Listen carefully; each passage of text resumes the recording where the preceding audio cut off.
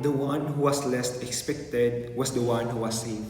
In this Sunday's Gospel, among the 10 lepers that Jesus held, only one returned to him to give thanks, and that one was Samaritan. It is assumed that the 9 lepers were Jews, but only the Samaritan returned, give thanks and glorify Jesus. The Samaritan people had been in conflict with the Jews throughout history. The Jews considered themselves the chosen people of God, and they separated themselves from the Gentiles. Jesus referred to the Samaritan as a foreigner, not part of our group, or what we call in Tagalog, hindi sakop.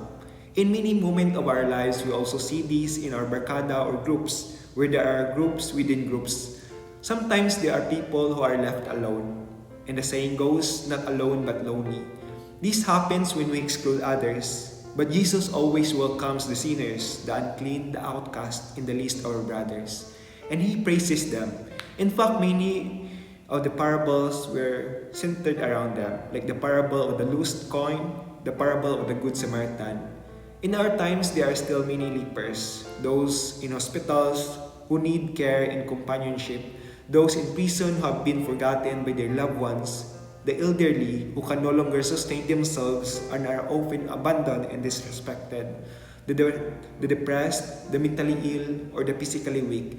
These are today's outcasts. We are called to be Jesus to them, and by doing so, we are actually doing it for Jesus Himself. As He said, "Whatever you do to the least of my brothers, you do it to me." There are many moments in our lives when we forget to thank Jesus for all the wonderful things He has done for us. Most of the time, we come to Him in prayer, begging Him to grant our request. But after receiving what we prayed for, we sometimes forget to return and give thanks.